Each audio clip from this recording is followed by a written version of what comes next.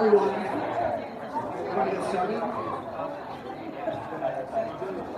Thank you for coming tonight.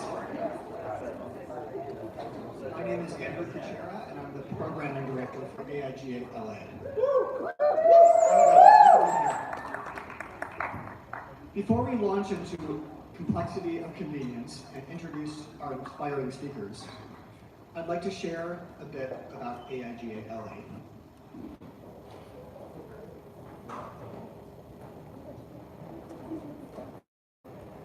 We are the largest professional organization for design in the nation. We have over 70 chapters and 25,000 members. We are a community of creatives who love design, and we focus on bringing wisdom, wonder, and well-being to our events. If you have questions about AIGA, please feel free to find me or any of our board members after the event. Board members, can you please raise your hands?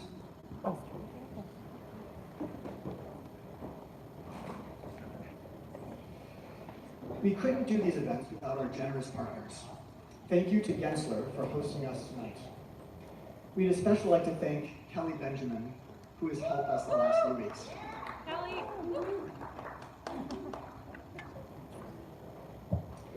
We also want to give a big thanks to our yearly chapter sponsors who also make these events possible. InCase, BCGTV, Media Temple, WeTransfer, Knock Knock, Color Edge, 4x6, Scout Books, and Typecraft.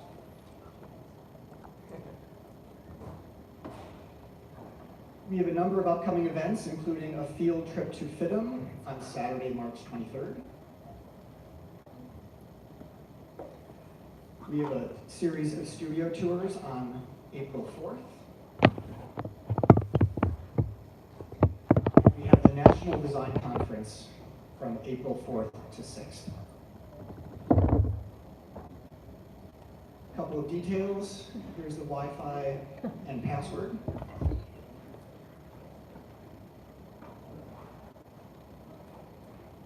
We'd love to have you share your positive experience online, so here are our hashtags.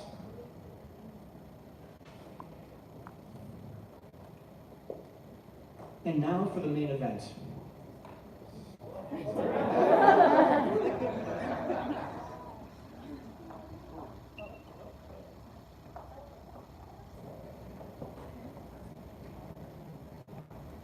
The main event is complexity of convenience. We are thrilled to have these guests with us tonight. John Kaftan will moderate the discussion and introduce the panelists. John is the Group Design Director for Fjord Los Angeles, where he leads a cross-discipline creative studio that offers an end-to-end design capabilities from design strategy and service design to digital product creation and connected products. He is currently an advisory board member of the AIGA LA chapter. And a fun fact, John had worked as an editor at the LA Times, where he lobbied to have Jonathan Gold return.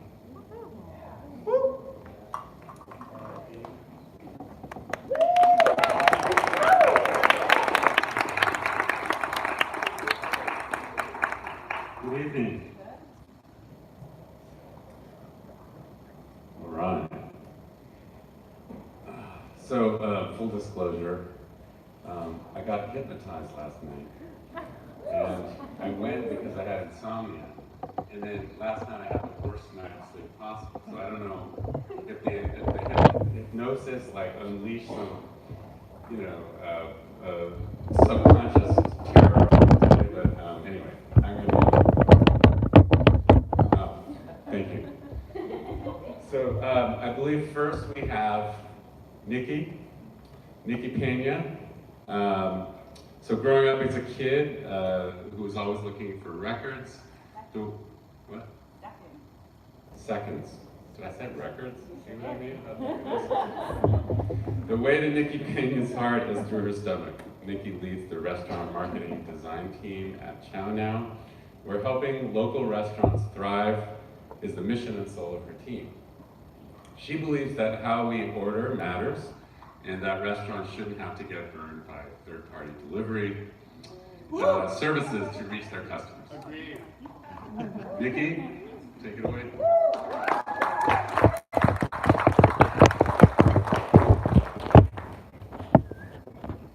Okay.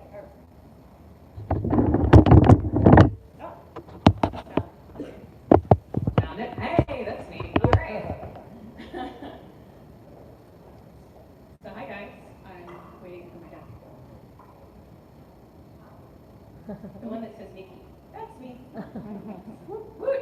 Shout out. Do I get to have a clicker? Yes. I have the power. Awesome. All right. I'm gonna figure this out real fast. Excellent. All right.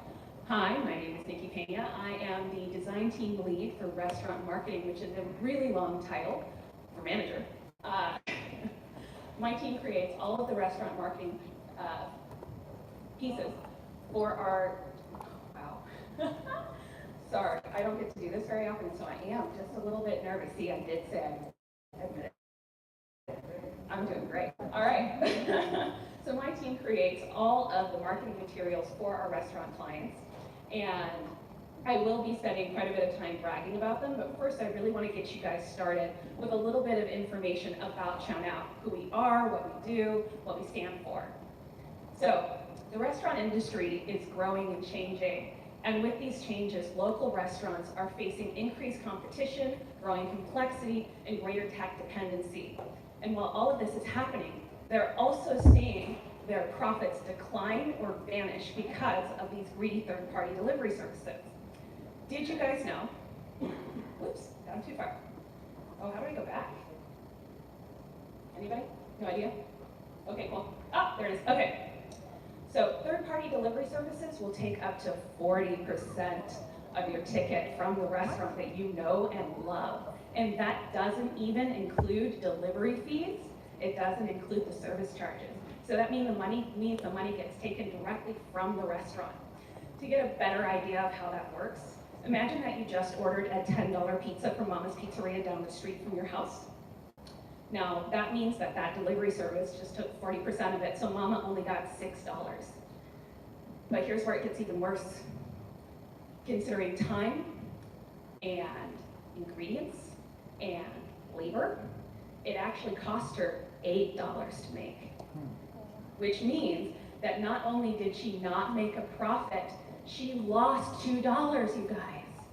That's a really hard reality to come to terms with as a consumer, because that means that our convenience comes at the cost of the restaurants that we love. So what do we do about that? Chow Now is the online ordering company that is dedicated to helping local restaurants thrive. We believe so strongly in the value that they bring to our communities that we've actually developed a manifesto. And I'd love to share it with you guys because I think it's really powerful. At Chow Now, we're in it for the restaurants. We're in it for the amazing food they create, for the energy they bring to our cities and neighborhoods, for the multitude of jobs and businesses they support. We're in it for the restaurants because they require artistry and risk-taking and dedication on a daily basis. We're in it for the restaurants because, despite all this, their margins are razor thin, and third-party delivery services are consuming what's left.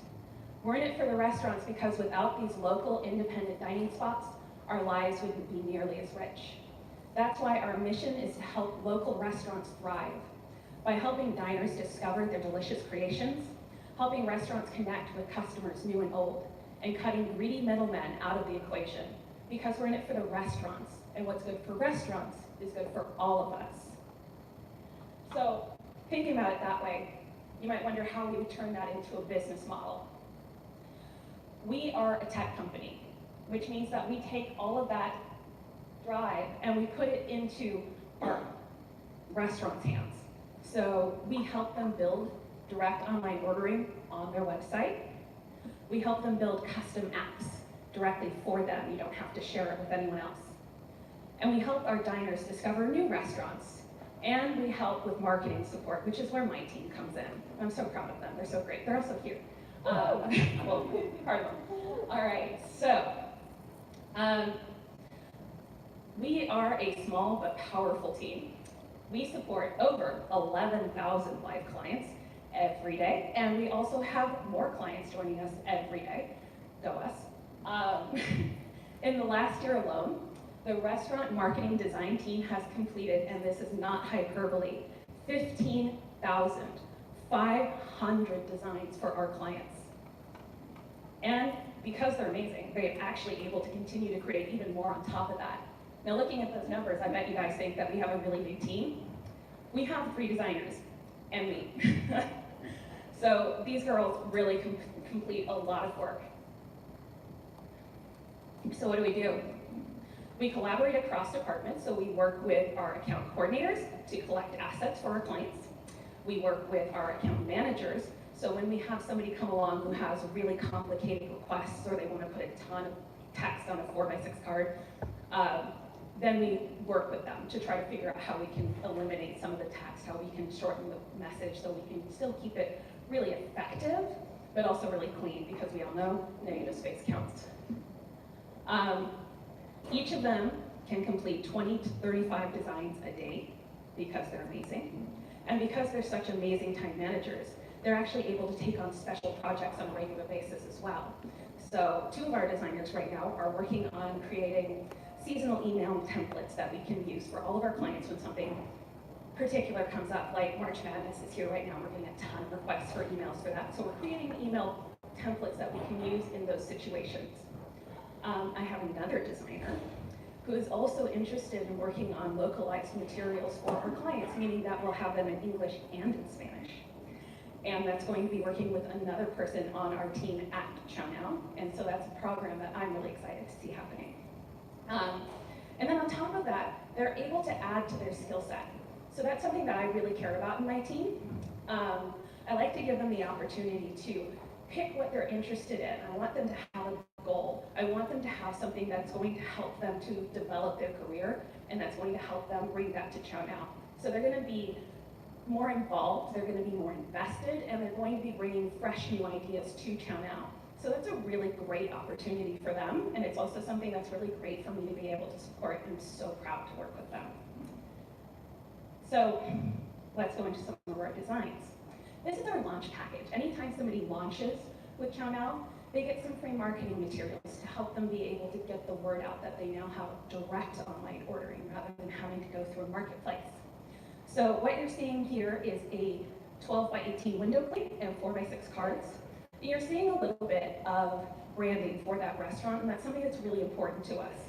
So it has their logo, it has their food image, it has the promotion that they've chosen. And you'll see that the only place you really see Chow Now on those is Powered by Chow Now down at the bottom. And that's because these aren't to advertise for us.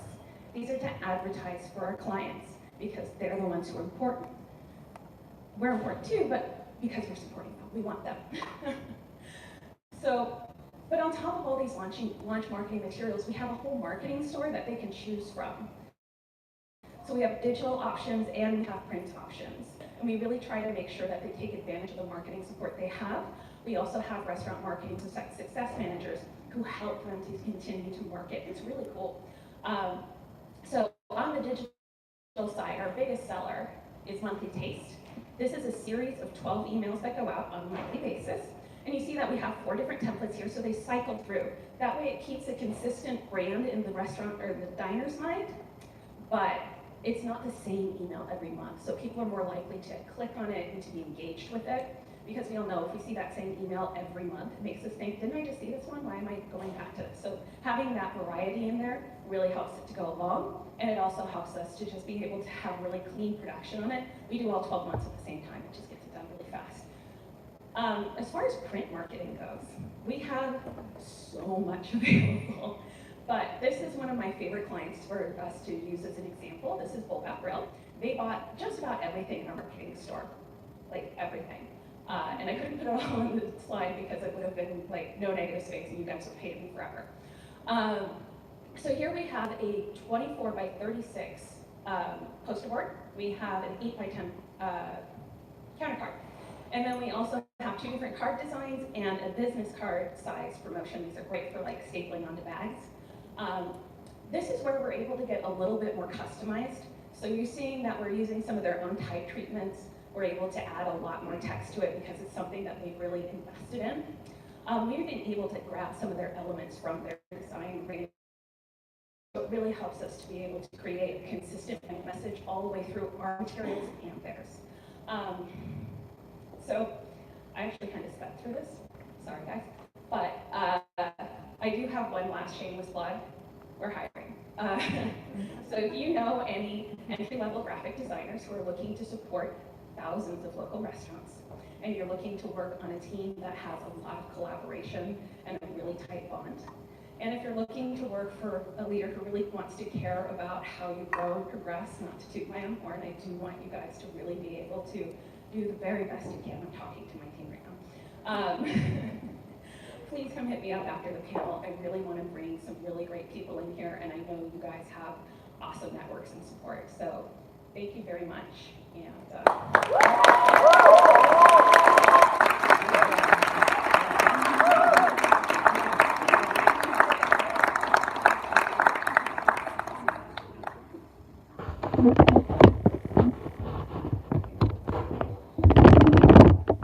go back to the red button.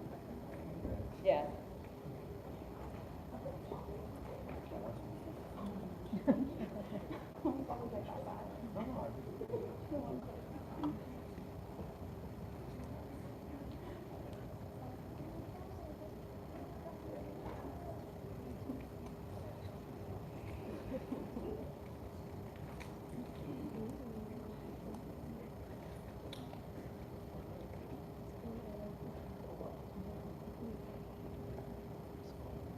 All right. Okay, so next we have David Irwin. Is the creative director and co-founder of Folklore, which is a design agency focused on hospitality branding. Major projects include the concept creation, interior design, and branding of Native, a renovated motel destination in Malibu, and the branding of Chef Travis Lett's properties Jelena, GTA, Justa, and MTN, and the new Gianni's Pastrami, set to open soon in the West Adams neighborhood. David Irwin. Take it away.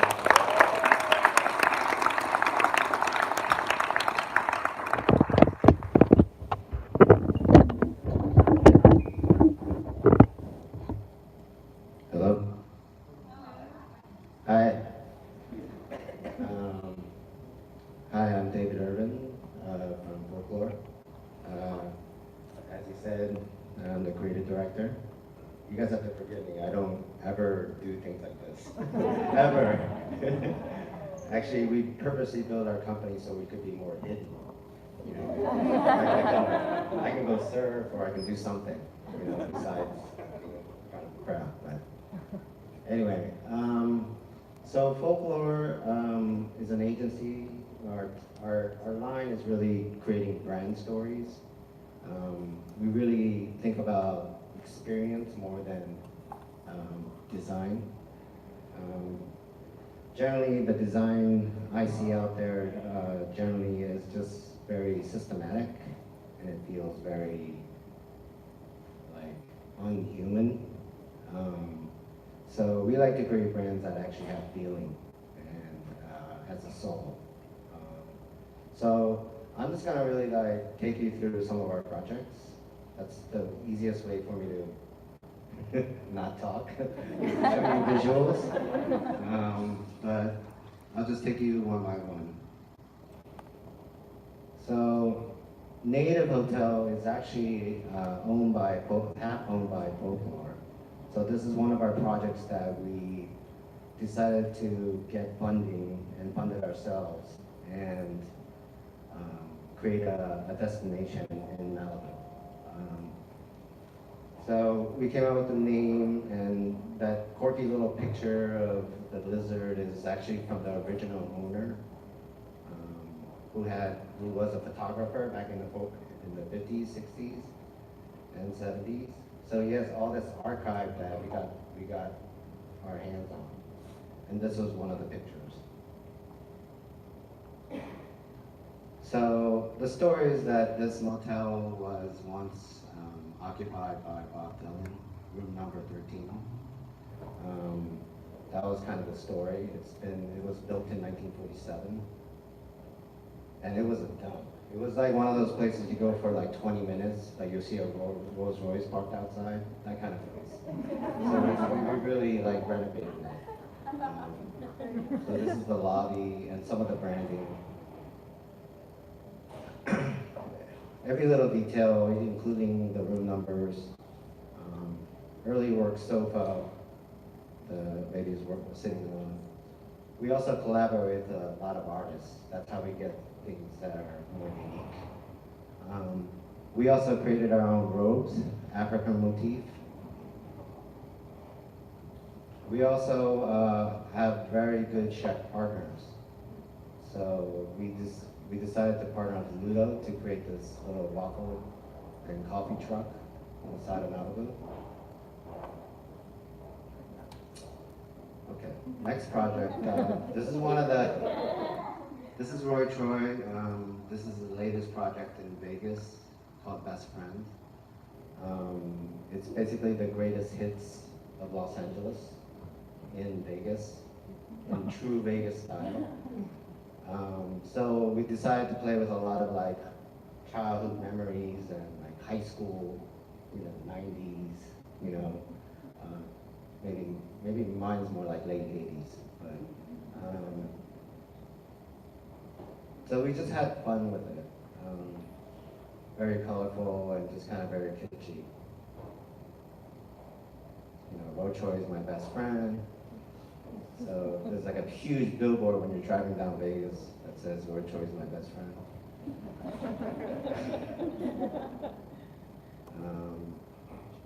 Roy likes to curse, relation. And then we also source, a lot of what we do is also like source things that, since it's Vegas, we kind of thought that we'd kind of make it like Hollywood.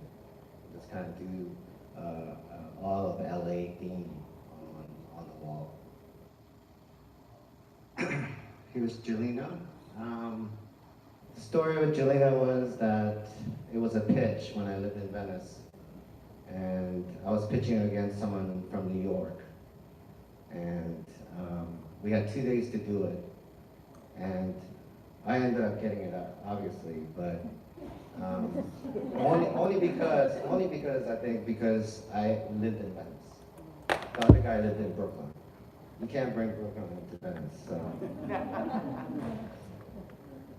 But the reason for the logo the way it is because nobody could pronounce Jelena. So we decided to color the G and just put that emphasis on the J. That's why it's like that. And then I had an old piece of paper from like 10 years ago that I decided to use as a menu backing because it was nicely aged and patina. So that was kind of the process for this brand. Instagram stuff. Also, like we like things that change. So we decided to have an image on the back of the menu and matchbooks and business cards so that it changes out every quarter. This is actually an insert from the cookbook. It's all the menus kind of motifed together. Okay, almost there. I put a shitload of slides in here today too. And I'm like, why did I put so many slides?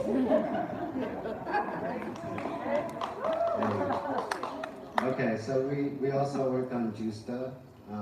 I thought this was a crazy idea when Travis came to me and said he wanted to do a bakery and like, you're gonna have how many people working there? And like, what are you gonna do? You wanna make it like New Jersey, like, he lived in Jersey, he grew up in Jersey, so he was looking at Jersey delis.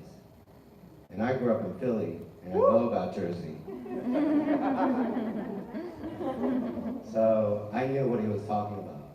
So a lot of the design we do at our company, we don't make it precious, it's actually lived in, it's human.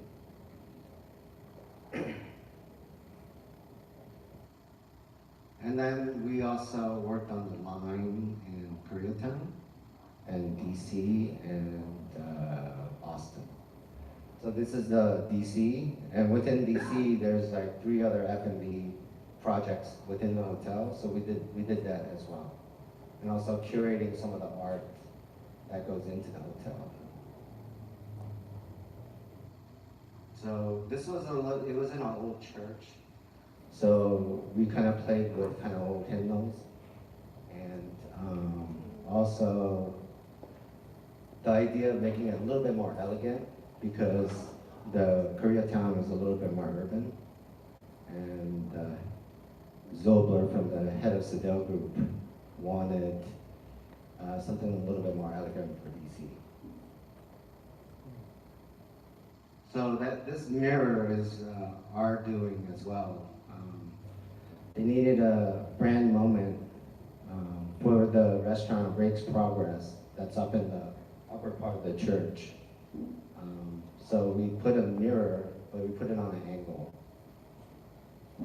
And there's like thousands of pictures of this. This is the restaurant upstairs. It's a little bit more elegant.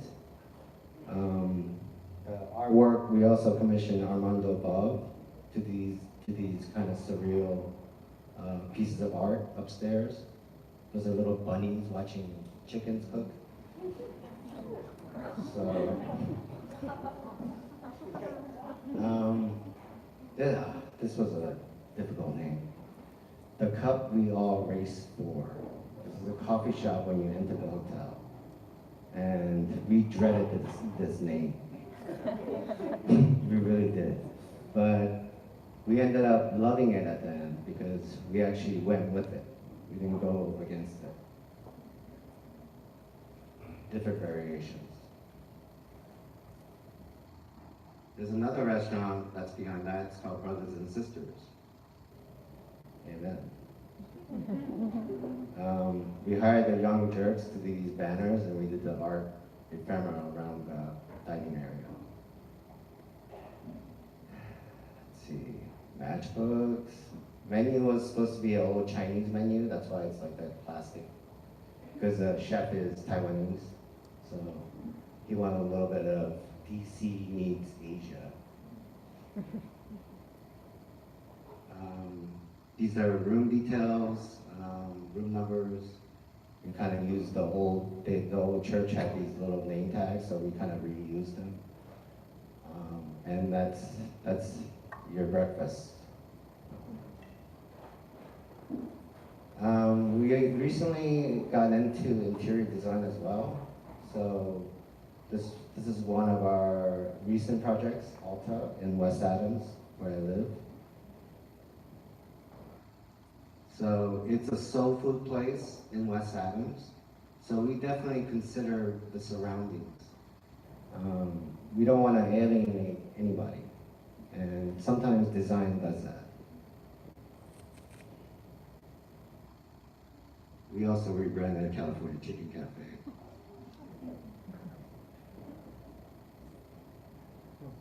So we have a pretty wide range. And one of our first sprinkles cupcakes. That's it.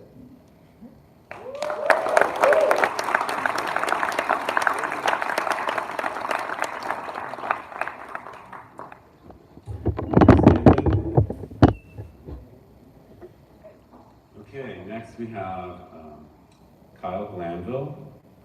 Kyle is the co-founder of Go Get 'em Tiger and G&B Coffee. His early career includes leading the training and development at Seattle's Victrola Coffee before joining Intelligentsia to lead the team that would deliver Los Angeles' first third wave coffee bar in Silver Lake. In 2012, Kyle joined forces with Charles Babinski to start G&B Coffee, and a year later they founded Go Get 'em Tiger. Kyle, come join us.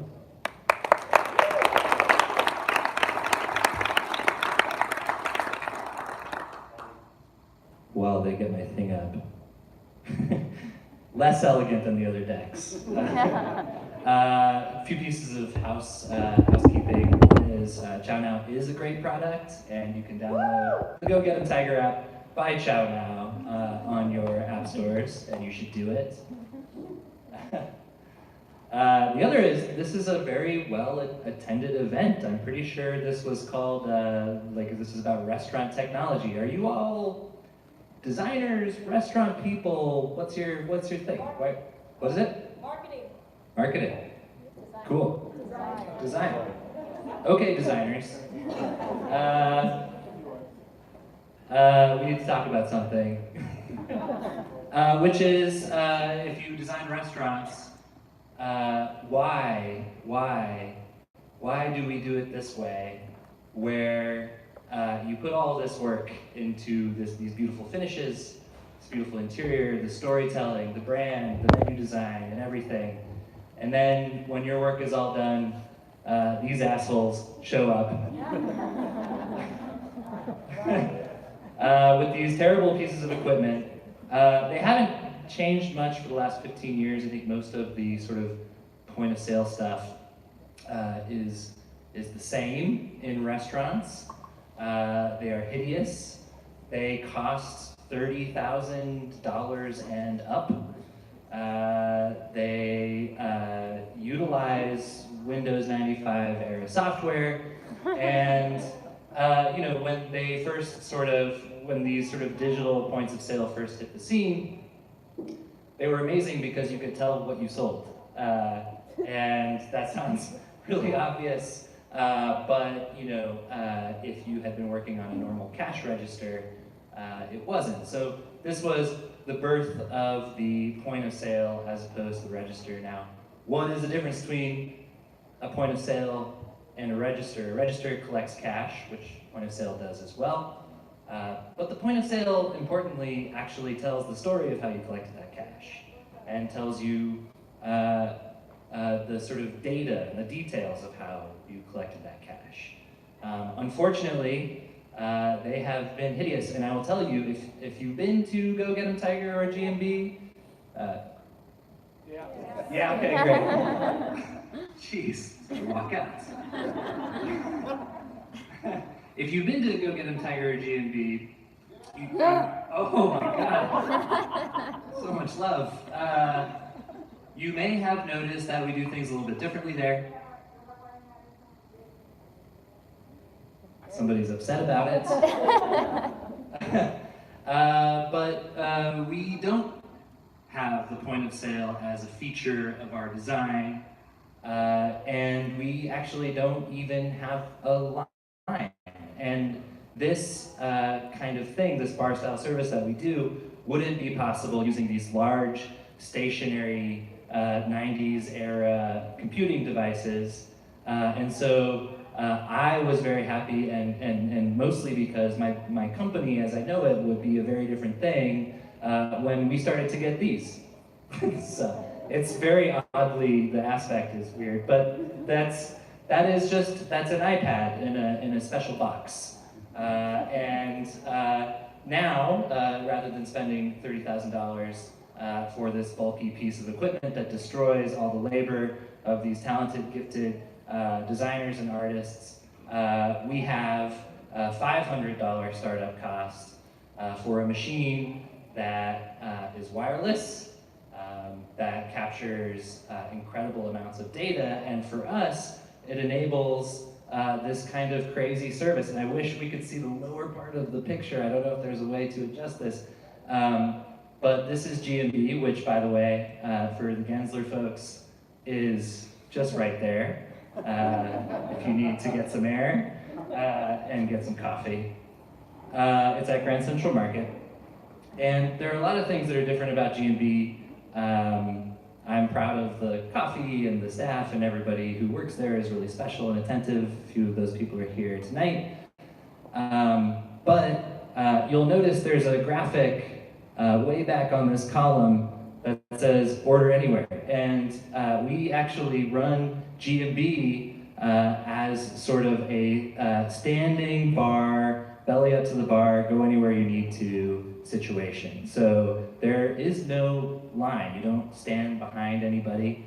You don't queue up. And so rather than one big gray plastic box sitting in the middle of our coffee shop, we have anywhere from 5 to 7 individual points of sale that are just iPad minis floating around the space, capturing sales. And it has enabled this sort of order anywhere thing. We have 72 feet of linear bar space with the espresso machine in the middle. And it means that like when things happen like the Women's March, which we were right in the middle of, we can serve 2,000 or 3,000 coffee drinks, which is a mind-blowing amount of coffee.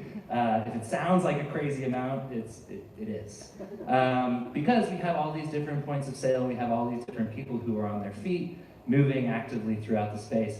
And this, to me, is one example of restaurant technology actually enabling us to not only do more volume, but also to give a more like personal, interesting, attentive service. You can come into our shop, find your spot at the bar, somebody comes to you, they ask you what you want, they ring you up, they deliver the drink, they oftentimes sort of finish the drink in front of you, you don't have to go anywhere, you can stay at that spot in the bar and finish it. And that is only possible because we now can put all the power, more power than what we had in those big boxes into a $500 piece of hardware that you can get 2 blocks from anywhere in Los Angeles.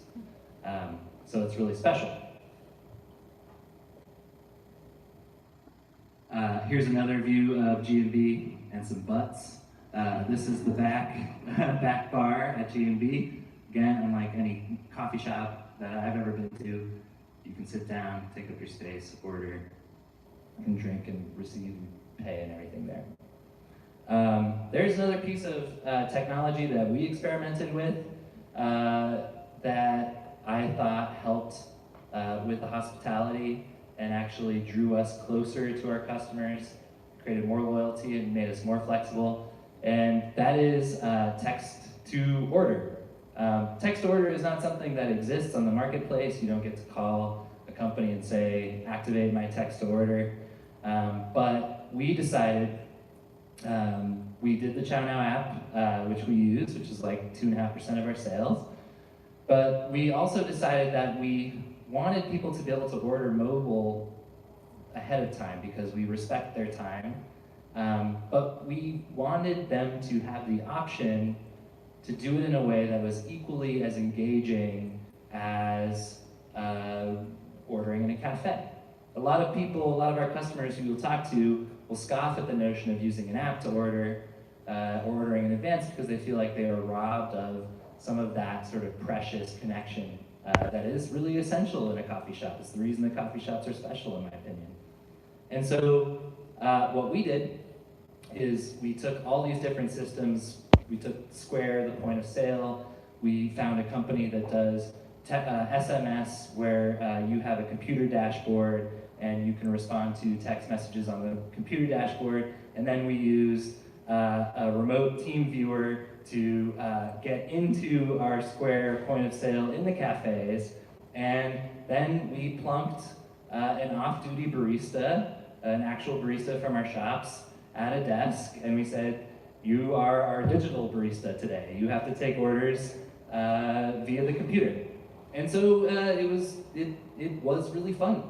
Actually, half the people would order stuff via text message, and half the people would try to trick the bots that we had running the text to order platform.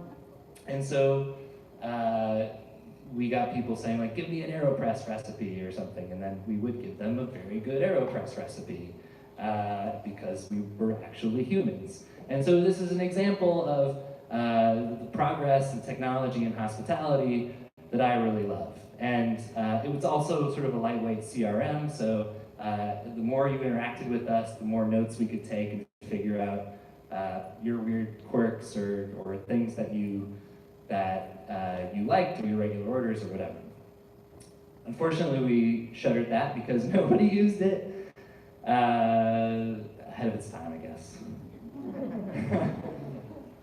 And now, as Nikki already talked about, consumer expectations are shifting. I think if you talk to most sort of entrenched F&B hospitality folks, they look at the delivery thing as being a bit of a scourge. I personally dislike it, not because I don't like getting stuff delivered to my house. I do, but the growth in this world is not, suddenly people are ordering more pizza to be delivered on movie night. The growth in this world is the product of people not leaving their offices, not leaving their homes. In fact, the app-based ordering and delivery sector of food grew by 20% last year, which is significant, and 100% of that growth was lunch. So it's not movie night, it's in fact people who are not leaving their offices. It is also a scourge because it's too expensive. It is also a scourge because now you have these restaurants, you can't tell if they're real or fake. Most of the time they're fake. They're cloud kitchen restaurants. Cloud kitchen is a thing, there's probably some around here, where there is no actual restaurant. It only exists as an app-based thing. And sometimes 5 or 6 of the things you see on Postmates are all being prepared in the same space. And so that does represent a threat to experiential cafe retail. Luckily, I'm confident that people will continue to want to have connection, especially in LA, come out and experience community. But I wanted to give you the dystopian version of this delivery thing, which is happening right now in China. I don't know if you've heard of Luckin Coffee. Has anybody heard of Luckin Coffee? Okay. In September of 2017, Luckin Coffee had 0 locations. Now, they have 2,000 locations. They're about to IPO at a valuation of $3 billion. And they are easily the fastest growing coffee company in the world. And they already have a larger footprint in China than Starbucks. And they are all delivery. And they are all cloud kitchens. And so they serve Chinese office workers, basically, who do not leave their desks. And so I wanted to make you aware of them. I think they're IPOing next week, which is crazy on the American markets. I will be watching with skeptical interest because there's never been anything like this in food service before.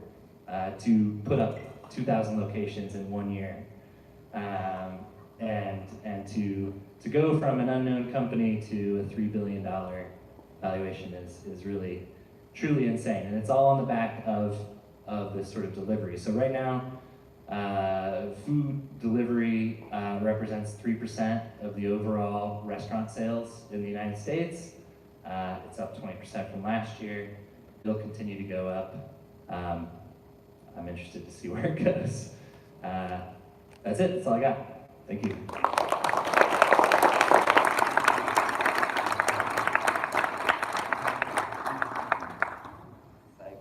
Psych, I'm staying. You're coming up here too.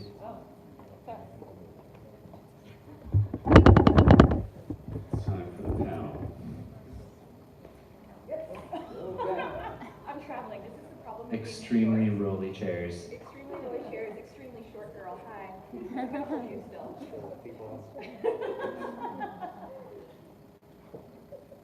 I just want you to look at a picture of my coffee shop. I think we have a couple clients in Grand Central. We also have Wexford.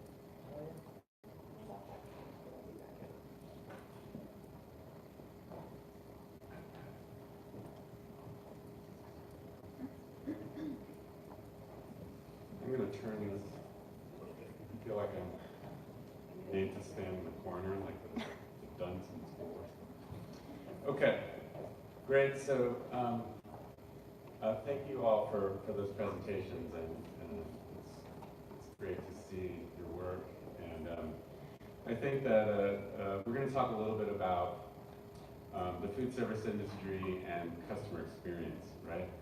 And I think we live in an age where, you know, you have these mega companies, right, where an Amazon can flip a switch and become a grocery store.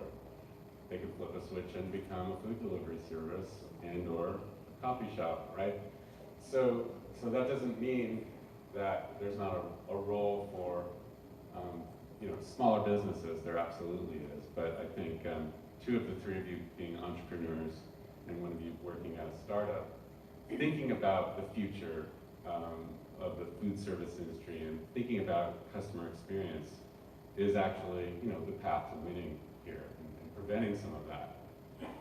So that's what we're going to talk about today, and a couple of you have mentioned this idea of fluid or fleeting customer expectations, and that's going to be our first question. So basically, in the design world and in what is now described as the experience economy, we have, where I work, we call it liquid expectations, right? It's this idea that you have a bell curve of what's delightful that changes over time, right? What was cool or what was wonderful maybe 2 years ago is not going to be the same thing today. And that's partially because people's expectations are changing.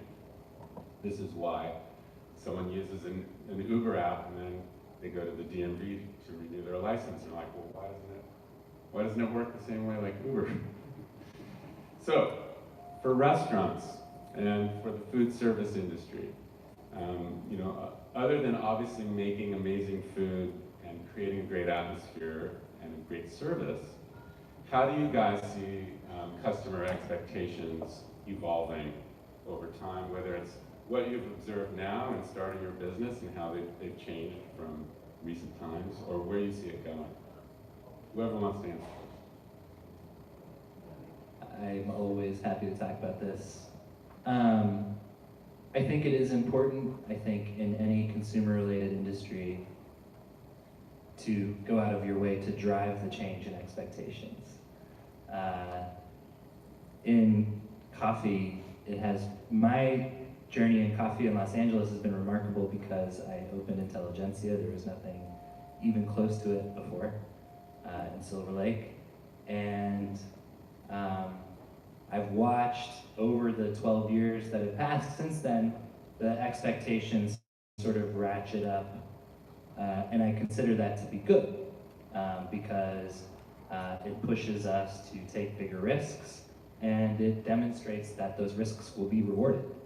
And so whether it's risks with the kind of product that we're making, like spending way too much fucking time making almond milk every morning, fresh, or deciding to eradicate the line, I want to drive the expectation shift. And I think that it's necessary to do that for our company. The thing I will say is it's exhausting, and it means that we don't get to like ever rest.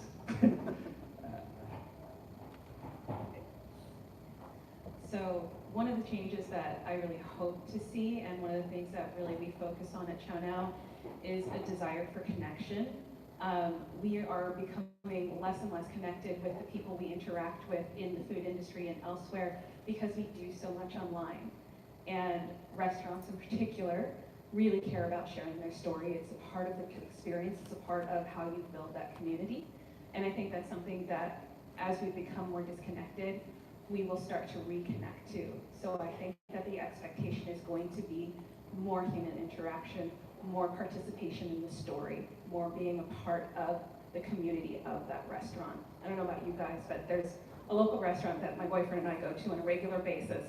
They know me by name, they know what we order, and they're always happy to see us. And we always go back there because it's delicious and we have that relationship with them. And I know that drives me, and I really hope to see that it will continue to drive other people. David? I actually think I don't really like this technology. I don't like the idea of it. be honest with you. I feel like restaurants are restaurants because they're for the experience. And when you put it on digital and you put it online, don't get me wrong, I order, you know, Uber Eats, you know, when on my lazy day I want to stay home. That's convenient. But for me, going to a restaurant and actually experiencing it, not having a plug where you plug your phone in, like, that shouldn't be a part of that. Like, disconnect, right? Like, everybody goes to eat to take pictures, right? Everybody, right? So, wouldn't you rather put that down and actually experience what the restaurant and the chef is giving you, and the designer is presenting to you? Like, it's, to me, like, yeah, there needs to be a change, and I agree, and I think the way G&B is doing it with this bar and technology, I think that's a very authentic way of doing something with technology. But I don't think there's a lot. I think there's only like a certain amount. Maybe it will grow, I don't know. It's interesting because I think, yeah. Woo! That's great. It's interesting because I think that there's a blurred line between what's experiential, what's meant to be experiential, and then what's meant to be like medicinal. And I think we all eat out like all the time, or we all have food cooked for us by other people all the time. And I don't know if it was always like this, but I know when I was a kid, we ate out like once a month. And I know that with my kids, we eat out very frequently. And so it's the sort of commodification of eating out that's happening. And so there's always going to be room for experiential, incredible service moments. And I don't think that's what people are expecting all the time. And so I think what I wish was happening is that people were saving their money to have dinners out, pay for it like they need to pay for it, and the rest of the time like cooking for themselves at home. Thank you. So that's interesting. So let's bring that conversation of the tension between experience and technology into now there's a tension in physical and digital spaces, the space itself, right? We see things like screen time on iOS. There's this, people are oversaturated, as you say, with this heads down experience. Moms are taking iPads away, dads. There's a desire for technology to work in the backstage so that people can have a heads up experience and go back to living, right?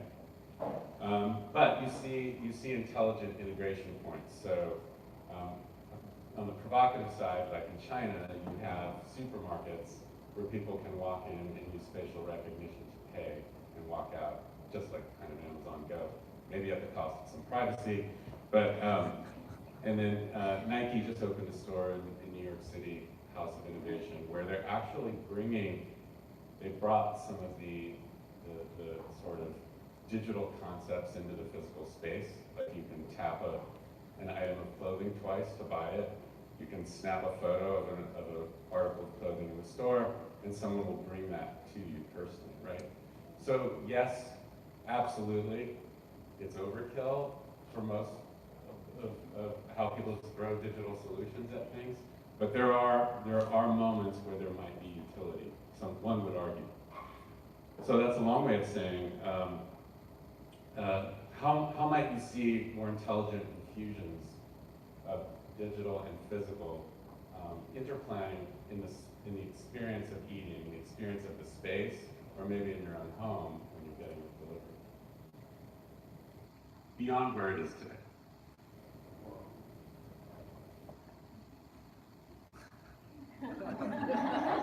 Take a shot. I don't want that. I definitely don't want that facial recognition nonsense. I think about who's doing it, right? So you look at the Amazon thing. Amazon makes a lot of money by selling us stuff, and they know exactly what to sell us because they know everything about us. And Facebook, Google, like that's their business. is collecting as much possible data as they can about us. And whatever's happening in the States, I'm learning is like happening ×5 in China. And so I personally feel very protective of my data. It's obviously very valuable. And the more people know about me, the more they can use that knowledge of me to take more from me. That's the whole point, to mine me for as much as they can. So I'm sure, though, that all said, in 15 years, that's just what we're going to be doing, walking into grocery stores and getting facially recognized. And I think that there is room for more technology, but I look at who's making it. And, you know, for instance, Square, who makes our POS and makes a lot of people's POS, like they have everybody's email addresses and buying habits. And so that's what they want. And so I don't want to give them more. If there is a truly customer-oriented technology that truly makes the experience better, just for the sake of that transaction alone, not for getting you again, not for double dipping or hitting you twice, then I'm into it. I'm really curious, Kyle, since you are one of our clients, and do you have monthly taste with us? Do you do the emails? I don't know. Yes, sir, he does have a lot of people on his team. Our RSM actually said it's really hard to get a hold of him directly, but that's because you're actually kind of a big deal. So, if you were doing our email services, you would be collecting the data from your clients or from your diners or coffee aficionados. What would you do with them? Oh, I have a lot of emails. Yeah. And we use it to tell people, we do use it to tell people what we're up to. And we try to keep it conversational, but we're definitely riding a line. I think it's less sinister because obviously because I think what we do is cool. But I also think it's less sinister because I'm not trying to use knowledge of your coffee. I don't have knowledge of your coffee consuming habits. I just know you're a customer. And I don't actually know, and when I hit send on an email to 40,000 customers, I actually don't really know who it's going out to at all. I just know that like we have a cool thing that we're doing, maybe it's a class, maybe we're rolling out a new product that people might like to know about. And we do have a sort of lifestyle component to our brand, and people do feel good about it. Some people always, with every email that we send, respond with like, get the fuck out of my inbox, which I respect, but I'm also like, there's an unsubscribe button on the bottom. But we're not trying to sell them, you know, pharmaceuticals via our knowledge of their other habits. So I think it's different. So this is kind of my point, is that when smaller companies have access to your data, your email, it can actually be a really good experience because that allows them to have that connection with you and it allows them to have the conversation with you.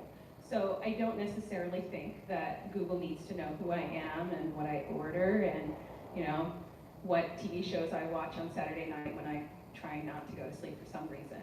But I do think that it's important for small local businesses to have access to their clients in that way because it does start to build the conversation. And I'm going to be on this all day long. Storytelling and conversation is how people connect, and it's how we help our local businesses really thrive because it does have that connection. It does have that story between you and your coffee drinkers. So there are ways where it can be integrated and it can be really useful, but there are ways where it can be taken out of control and it can be, you know, 1984 Big Brother watching you. So it's funny.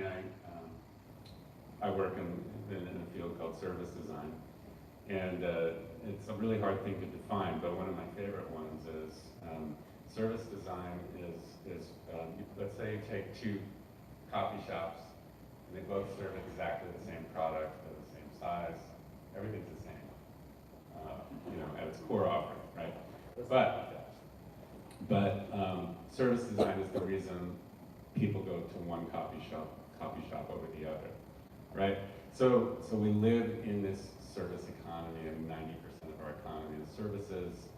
And those that are design-led, that is, organizations that put the customer needs first, are the ones that are outperforming the others, right?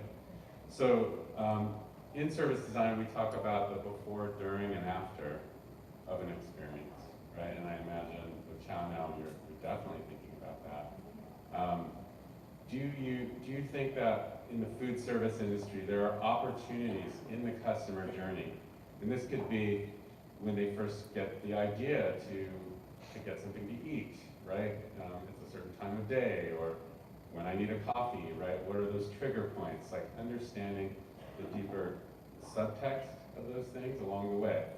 Do you feel that there are opportunity areas that the food service industry hasn't really taken advantage of or explored in that before, during, and after of that experience?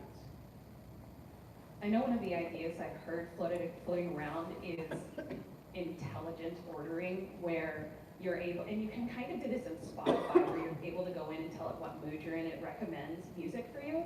And so I've heard this floated around in reference to food and drinks, and how you experience it that way. And I think it's a really interesting idea, but I think it also starts to edge into a little bit too much like psychology AI, like it's a little weird.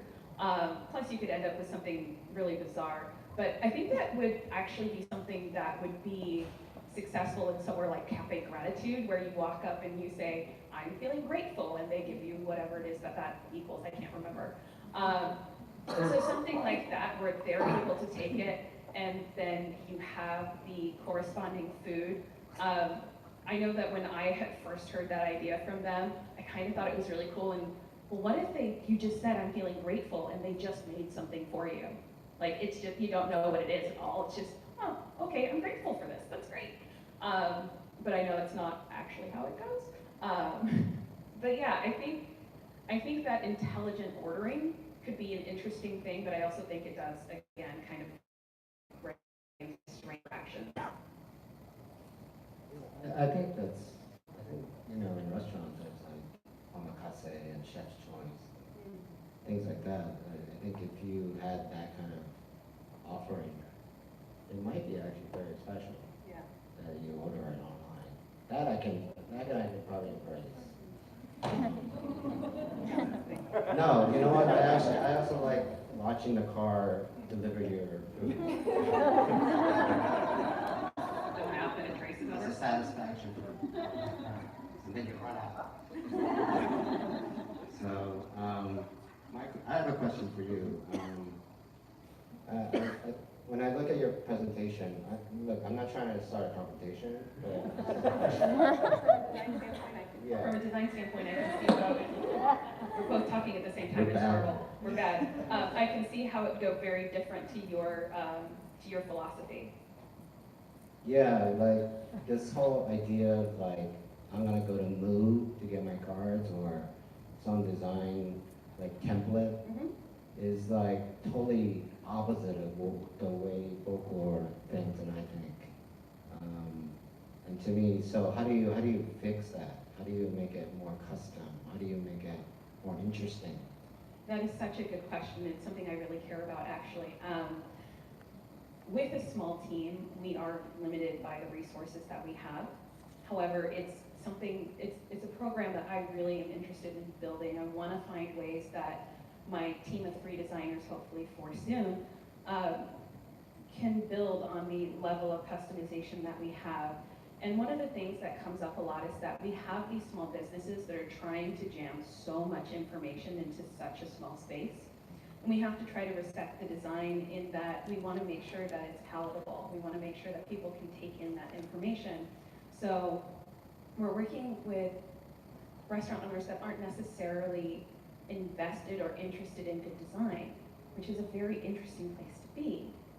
But we want to create good design for them. And I think it's a program that I'm actually going to have to work on building. It is one that's actually in my deck of things that I have on my plate. I'm just not quite sure how we get there, because we do have such a limited amount of resources.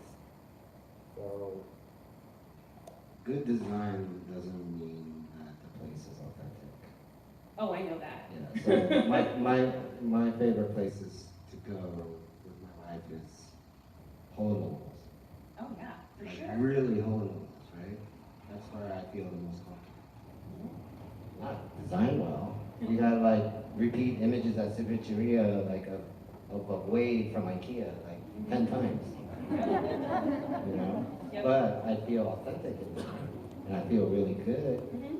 You know, the chef Julio comes and says hi, and he goes, hey, talks to me for a while, and holidays gives me a shot of rum from Guatemala, you know, like, so how do you get there? Because it's more about authenticity than how it looks and Yeah, design. yeah. It's a really great question. I have to go back to we're limited by the resources that we have because we are a team of 4 people. And we have, well, yes, on a dream level. On a dream level, yes. First, I would love to see us have the ability to go in and help these restaurants that don't have good branding develop good branding. Even in just a little bit that helps their authenticity or makes it feel a little bit less hokey, because we do have quite a few logos that come through, and we rebuild the logos ourselves so that they're in vector format, because a lot of them come through in really junky JPEGs. We try to rebuild them in a way that's formatable, but wouldn't it be cool, and I'm looking at my designer here who desperately wants to do this, wouldn't it be cool if we could step in and help them develop their brand better and help them to build that authenticity? Because I've seen it so many times that designers for these restaurants, or maybe even they're not designers, maybe it's just the owners who are grabbing some clip art off the web and saying, okay, well, this is our logo now. Like, well, it's 16 other people's logo too. Or the food photos, stock photos all day. So I want to be able to help brands develop their image. And I want to be able to help them build their designs in a way that is authentic to who they are and to what they're offering. So if we do have Julio's Mexican restaurant, then their feel should be maybe a little bit more earthy, maybe a little bit, maybe on, Angelina, right? Is that how you say it, right? Where you had that paper that had that authentic patina and had that texture to it, that would be effective to it. But the other thing is that we're only a small part of their design. And so we can only influence them so much, and that's a fight that we have on a regular basis of trying to influence them towards better design. We can't really necessarily convince 11,000 restaurants. But I 100% agree with you that it should be a more authentic experience, and I would love to find ways to make that work with the resources that we have. Is that? Yeah, I mean that. Yeah. I mean, Chow Now is a white label application. It's like a POS that you download onto your phone and then you order in advance. I don't think you can place too much expectation on it. It's only the brand is only going to be as strong as what your branding is going into it. In our defense, though, we do care. Not. Are we those are attack? No, that's not attack at all. We love you, Kyle. You know that we do. We do care a lot about the design for our restaurant partners, though, and it is something that our team puts a lot of time and effort into, and so it is something I hate to see diminished as being white label.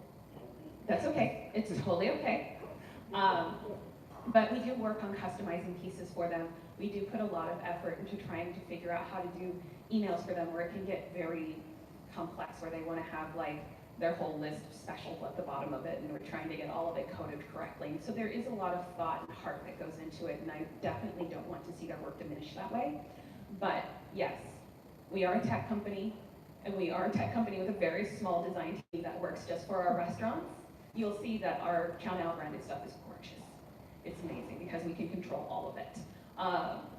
But they work really hard, and they definitely put a lot of effort and heart into making sure that our restaurants get the best possible designs they can with the resources that we have from them.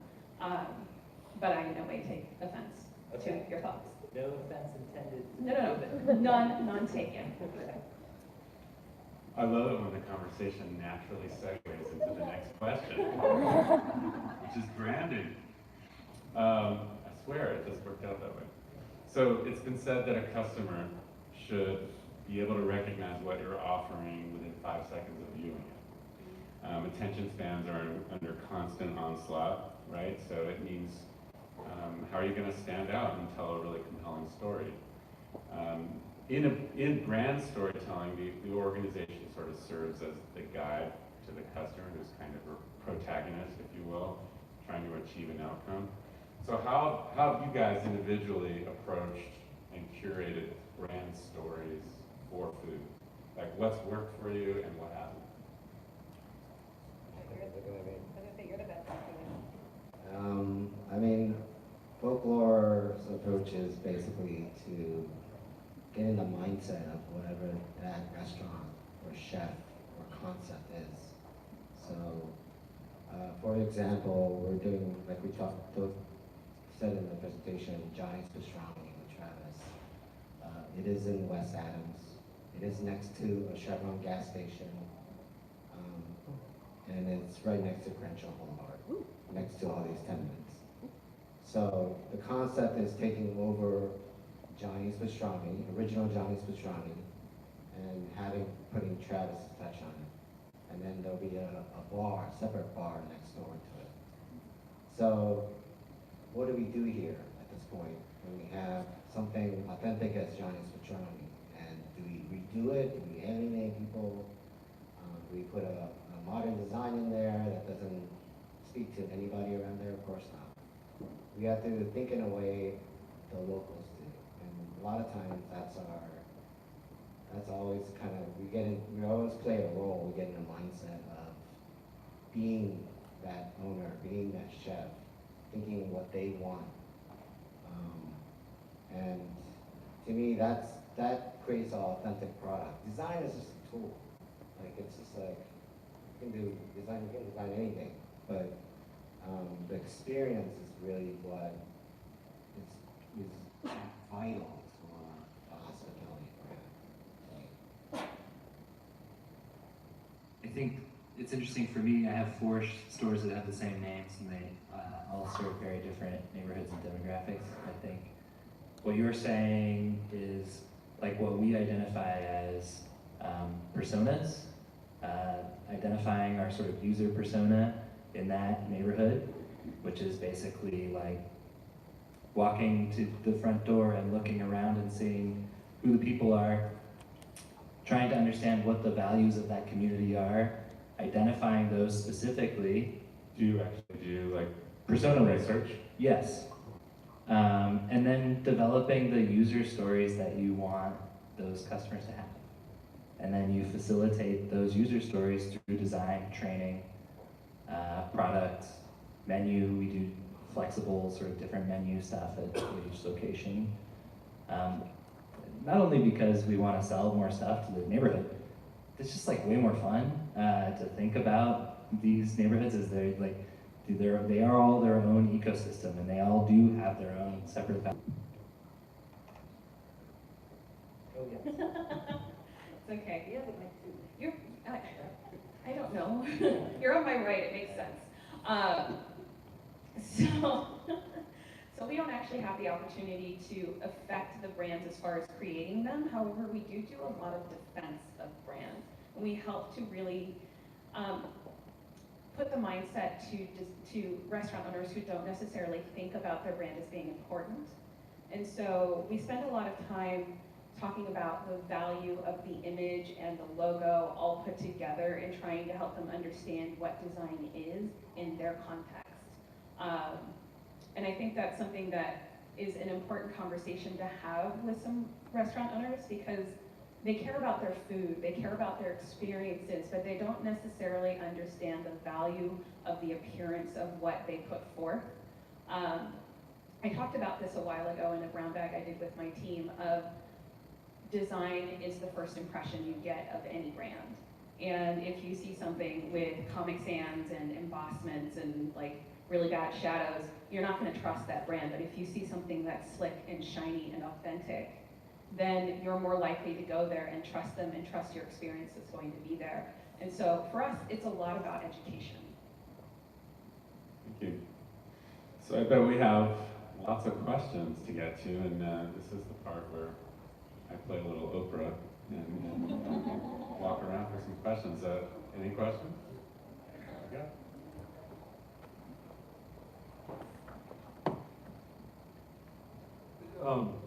This is probably mostly about delivery, but I guess the question is, you all kind of presented what I think are somewhat advocacy, design as advocacy about the way you want to see your community. In LA specifically, do you think that the externalization of cost for delivery through Uber and Lyft and kind of the halo effect that has on the gig economy is enabling a lot of this increased delivery? And is that going to change once the real costs of that come to bear through an IPO, and we'll see a real shift over the next couple of years? I don't think any of those companies are profitable. Right, I mean, that's what I'm saying. Yeah, So the and consequence VCs are funding delivery now, Yeah. basically. And Yeah. once that kind of collapses and the real cost actually gets poured into the delivery systems, are we going to start losing that? Something's got to change. I mean, I think the restaurants are just going to have to charge more, and then the value proposition will decline, and people will stop using it. I think it's going to be that simple. I think, you know, when it comes to the gig economy stuff, I think a lot of that has to do with how labor law is implemented locally. We know that California has sort of been a leader, or the West Coast in general has taken a leadership role in sort of setting some guardrails around gig economy related stuff and contractor stuff, where people are full-time employees, but they're being paid and treated as contractors. And so I've been, as like a business sort of observer, but actually just a barista, I've been kind of amazed at how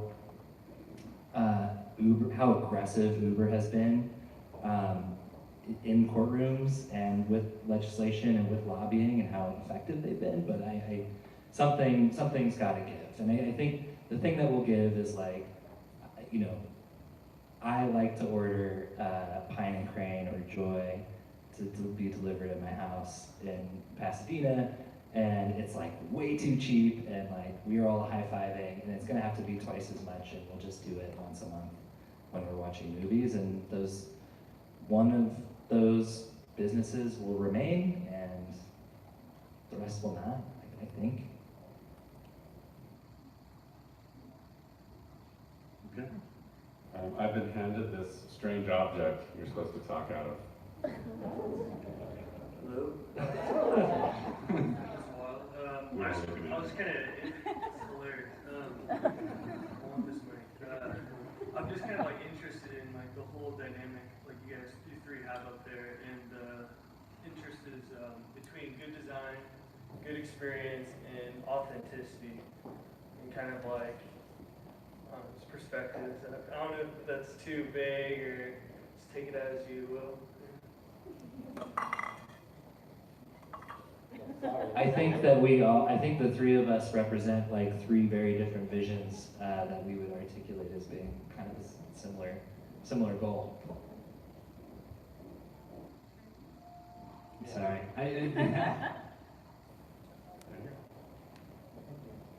This is strange. Do you hold it with two hands? It's optional. Put it on your lap. Two hands it is. Maybe moving away from the business side of things, a lot of what's been discussed tonight is how do you balance customer experience, or in other words, intimacy with, like how they interact with the store, with the food, and with your employees, versus, this generation that's consistently moving away from this desire of intimacy. So I guess my question in terms of design is, how do you consider the customer in the designs for your restaurants and the designs for your websites, and how do you, what does that role of intimacy play in your process? Did you say that intimacy is becoming less of a value with the new generation? I think we're moving away from it as we have the desire to Strong have disagree. things. I just think that we eat out so much, and we've replaced meals that we would typically get from our fridge with meals that we order because it's so convenient and it's subsidized by rich dudes in Silicon Valley. But I think that I think more than ever,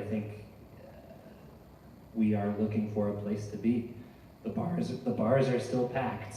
The coffee shops are still packed. What is changing is we haven't had to really pay the price for our food for a while. For our restaurant experiences, it's usually the people in the back of the house who are bearing the burden of that being accessible to us.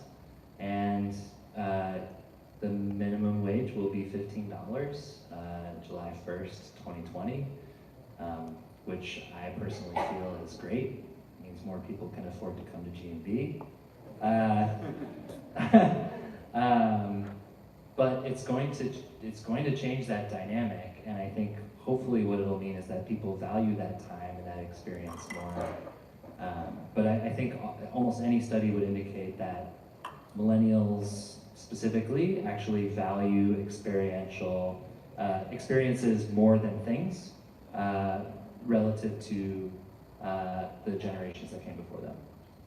That actually matches up with some of the knowledge that we have as well, that millennials are more likely to support an organization that is conscientious.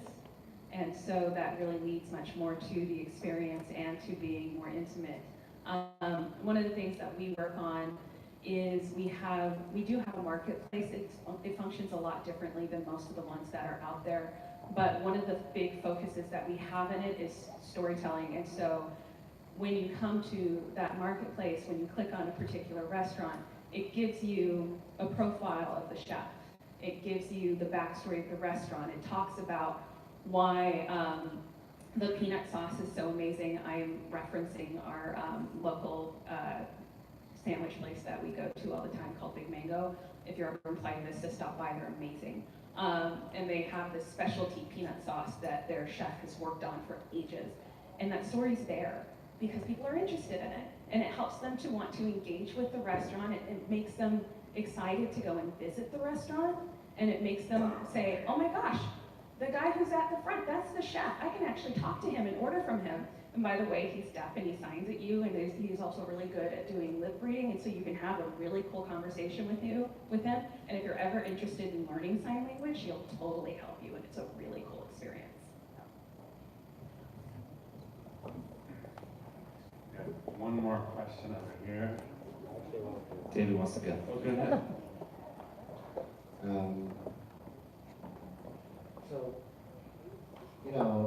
I know I've been talking hater of technology, but I remember I used to design record covers in New York City, and we used to actually design LPs and CDs and physical items.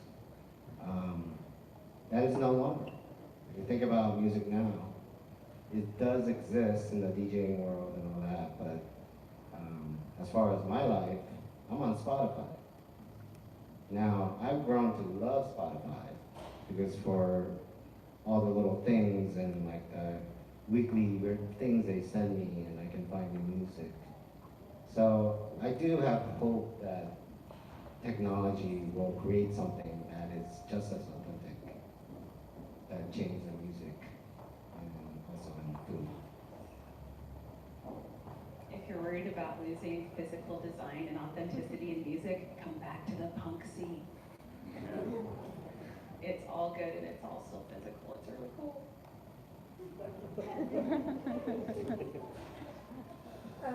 Hi, so I'm a graphic designer, and David, you talked about not being too precious with your design.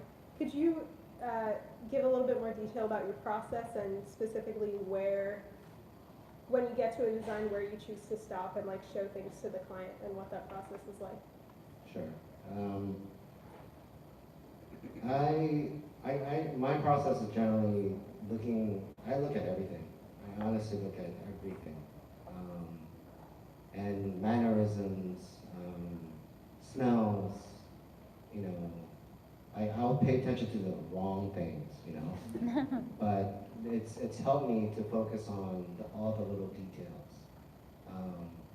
So that's kind of the first thing I kind of look at is kind of like what kind of vibe kind of fits this concept. And then, you know, like there's another restaurant that we're doing called Ms. Lala. It's an Israeli restaurant, also in West Adams. The West Adams. And it ended up taking an old tire shop called Jesus Tires, where I used to get my tires fixed. But it's just a garage. And, you know, the chef basically wants to do counter service. And we take that into consideration versus full dining. Again, you look at the area, and then it's just like a big puzzle piece, right?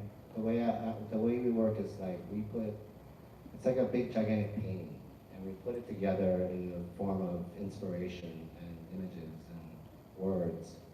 And we put it together, and then we try to see if that chunk actually feels good. I call it painting because it's kind of like, you know, does this fit? Nah, get rid of it.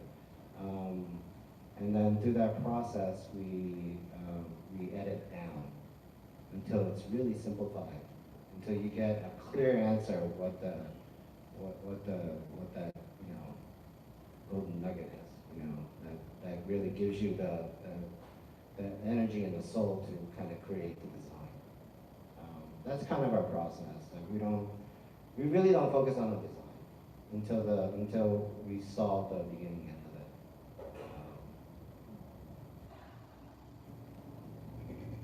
Thank you. I don't know if that helps you. Yeah, that was great. Thank you. I think that's all we got. Did we want to have one more question on the entry? Sure. That's all in there. It's like a sacred object.